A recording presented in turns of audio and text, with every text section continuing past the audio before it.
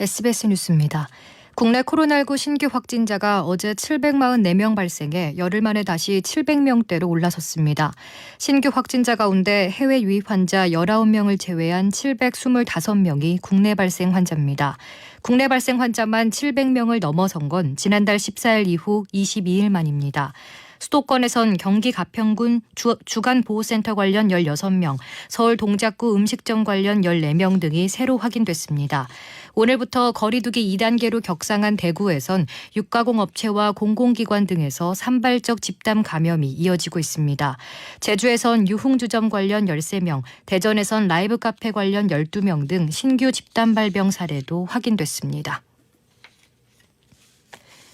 코로나19 백신 접종이 순조롭게 진행되고 있습니다. 어제 하루 40만 명이 추가 접종을 맞았고 이 가운데 36만여 명이 1차 접종이었습니다.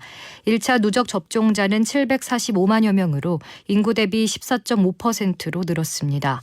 오는 7일부터는 60세에서 64세 고령층에 대한 아스트라제네카 백신 접종이 시작되면서 접종자 수는 갈수록 늘어날 전망입니다.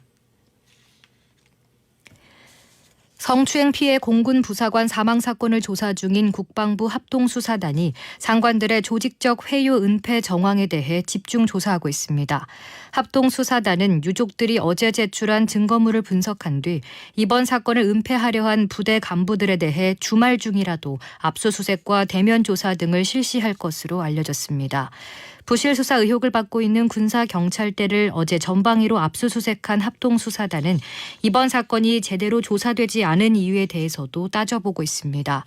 앞서 이성용 공군참모총장은 이번 사건에 대해 무거운 책임을 통감한다며 사의를 표명했고 청와대는 즉각 수용했습니다. A 중사의 시신이 안치된 국군 수도병원에는 일반 시민들의 조문을 받을 분향소가 마련됐습니다. 일본 내부에서 도쿄올림픽 개최에 대한 반대의 목소리가 커지고 있는 가운데 대회 조직위원회는 개막 준비를 본격화하고 있습니다. 대회 조직위원회는 도쿄 신주쿠의 올림픽 주경기장인 국립경기장을 비롯해서 관련 시설 주변으로 대규모 교통 통제 계획을 발표했습니다.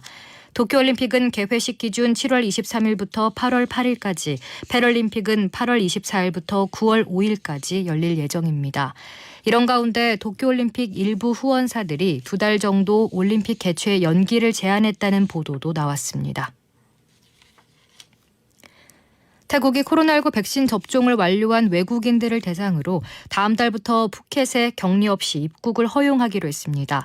현지 언론 보도에 따르면 태국 정부는 어제 열린 정부 대책회의에서 백신 접종 외국인 입국자에 대한 격리 해제 방침을 승인했습니다. 이에 따라 각 나라에서 백신 접종을 완료한 외국인들은 푸켓으로 직접 입국한 뒤에는 격리할 필요가 없게 됩니다. 다만 외국인들이 푸켓에서 태국 내 다른 지역으로 이동하기 전까지는 최소한 푸켓에 14일 동안 머물러야 합니다.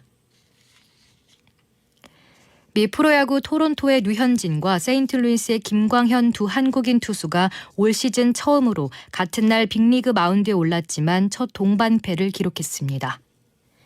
끝으로 날씨입니다. 오늘은 전국이 대체로 맑겠지만 충북 남부와 경북 내륙은 오후에 소나기 오는 곳이 있겠습니다. 낮 최고 기온은 서울 25도를 비롯해 대전은 27도, 광주 28도, 대구는 30도가 예상되는 등 전국이 23도에서 30도로 낮 동안에는 조금 덥겠습니다. 오늘 미세먼지 농도는 전국적으로 좋음에서 보통, 오존 농도는 수도권과 강원 영서, 세종, 충북, 충남, 호남과 영남은 나쁨, 그 밖의 지역은 보통이 예상됩니다. 서울의 현재 기온은 24도입니다. 습도는 59%입니다. 주시은입니다. 뉴스를 마칩니다. SBS